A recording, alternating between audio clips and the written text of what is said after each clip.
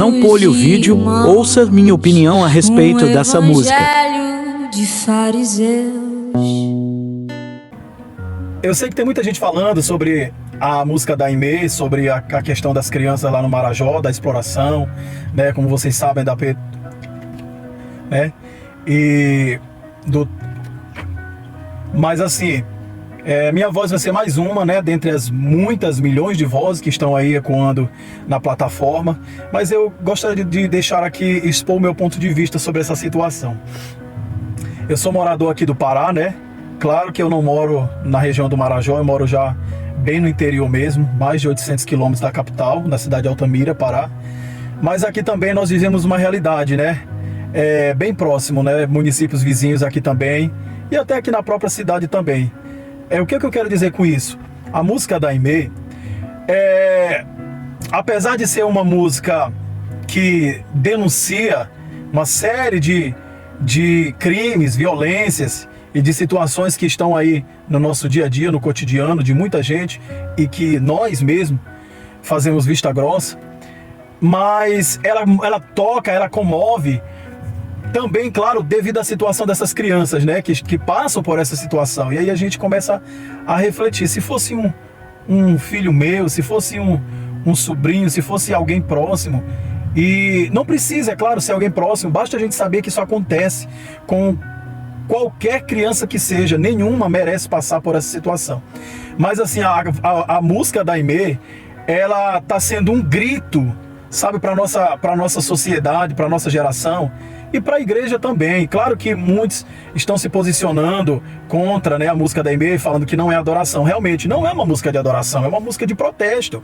E na palavra de Deus a gente vê, né, algumas músicas de protesto, como a gente vê algumas músicas, alguns salmos no livro de Salmos, alguns salmos de súplica, que o salmista implora a Deus que tire o seu sofrimento, implora a Deus por perdão, implora a Deus que restaure a sua nação, implore a Deus que tire o seu sofrimento, a sua dor, que acabe com seus inimigos. Então a gente vê muito essa temática né, no livro de Salmos, que Deus faça justiça, apesar de que não é um hino de adoração, mas é um clamor, é um pedido da alma a Deus, que é o nosso Senhor, que é o nosso Pai. Então assim, a música da Aimee, apesar de não ser uma música de adoração para ser direcionada em um culto de louvor, em um louvor congregacional, aonde toda a igreja, os irmãos reunidos vão louvar aquela música, vão levantar as mãos, vão adorar, mas é uma música de reflexão sobre o cenário atual em que nós estamos vivendo. E se é uma música de reflexão, não é só para a igreja, é para todos. A Aimee, ela cantou do ponto de vista dela, da realidade que ela vive dentro da igreja, sabe? Enquanto cristão, o que é que nós podemos fazer para trazer vida a este mundo morto espiritualmente? Enquanto cristãos, o que é que nós podemos fazer? O que é que nós estamos fazendo? Porque a palavra de Deus, ela diz que a nossa luz tem que brilhar em meio às trevas, e os homens, eles têm que ver as nossas boas obras, e que através das nossas boas obras eles louvem a Deus, eles creiam em Deus. Porque nós não devemos somente falar que amamos, mas nós devemos também agir.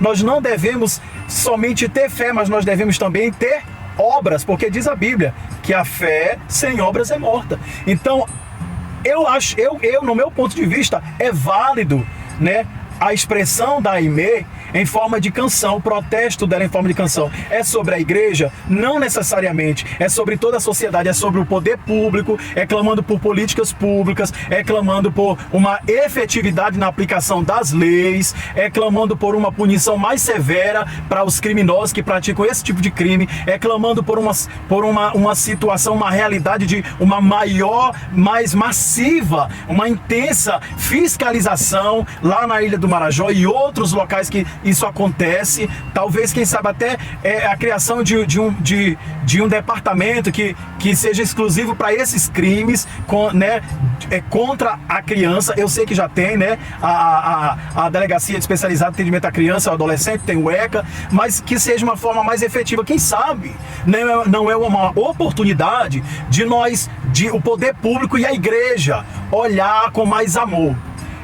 Eu também, como professor, na minha realidade de sala de aula, eu já convivi com crianças que foram violentadas, com crianças que se automutilavam por causa de traumas vividos na infância, traumas que ainda viviam. Já aconteceu em sala de aula, na escola, de a polícia ter que ir conduzir essas crianças para uma delegacia de atendimento especializado porque tinham acabado de prender o agressor dessas crianças. Então precisava se fazer exame. Então assim, é uma realidade muito difícil. Tem gente que não vive essa realidade. Fala porque não vive essa realidade. Nós convivemos aqui. Eu também sou funcionário público, né? Trabalho na área de segurança pública também. E a gente vê de perto a realidade das nossas crianças, a realidade de abuso que muitas vivem, de condições precárias que muitas vivem. E realmente, o que é que nós como igreja estamos fazendo? Porque Jesus aqui, ele andava no meio dos pobres, no meio dos marginalizados, no meio de pessoas que a sociedade que não eram bem vistas pela sociedade romana, que não eram bem vistos pelos demais, nem pelos judeus, mas Jesus os via. E será que hoje nós estamos vendo essas pessoas como servos de Deus, estendendo a mão, ajudando a denunciar se a gente sabe de um crime? Ou será que nós estamos sendo coniventes? Então eu creio que essa música da Aimee, sim, vem para alertar, para abrir os nossos olhos, para nos tornar mais sensíveis a essa causa. Agora o pessoal fica especulando, será que a Aimee ela vai viver o que ela está cantando? Será que ela também não vai se corromper?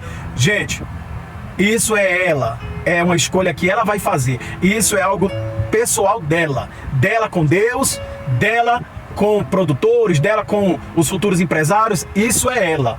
Tá? E eu espero que ela continue no caminho do bem, falando do amor de Deus, falando da verdade do Evangelho, que ele liberta, que ele salva. Mas no momento essa letra, ela é profunda, é a verdade, é a realidade. Já tivemos a oportunidade de viajar de barco para outras cidades vizinhas aqui, e a gente vê mesmo, é comum aquelas criancinhas elas chegarem nos barquinhos, principalmente a gente vê, né, para trocar açaí, trocar produtos lá de áreas ribeirinhas, produtos extrativistas, né, que eles mesmos produzem ou tiram da floresta, e trocar por dinheiro já no barco. E vem aquelas criancinhas naquelas canoinhas bem pequenininha que a gente pensa que vai afundar, mas não afunda. E elas chegam no barco e elas têm todo esse trabalho de trocar, né? E quem sabe realmente ali não há também uma exploração? A gente não sabe.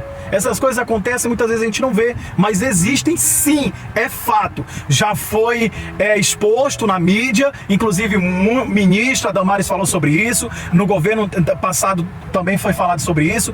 Muitas vozes falam sobre isso, existe e é verdade, né? Então, vamos parar com essa briga de se é legítimo ou não é. A Aimee trouxe para a realidade dela. Ela falou da igreja, ela falou da situação do evangelho de fariseus, porque hoje o que a gente vê na mídia é isso. É gente banalizando a graça, é gente se preocupando mais com o dinheiro do que com o amor às almas. São pastores, são cantores que levantam um império através do ministério que era para ser por amor. Mas porque por amor ninguém vai sobreviver.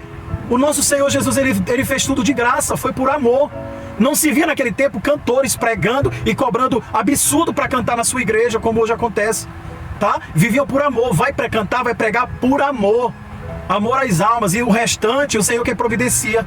Quando ele mandou aqueles 70, ele falou, olha, não levem 2 túnicas, não levem alforge, não levem nada. Por quê? Porque a providência quem ia dar era Deus. E hoje, só o que a gente vê é esses ministros da fé milionários. É por isso que muita gente se levanta contra, para criticar a igreja. Então nós devemos que olhar o nosso erro, nós devemos pedir perdão a Deus, e nós devemos e temos a obrigação de fazer a obra do Senhor por amor. Então, eu acho válido, essa é a minha opinião. Quem concorda, deixa nos comentários, e obrigado.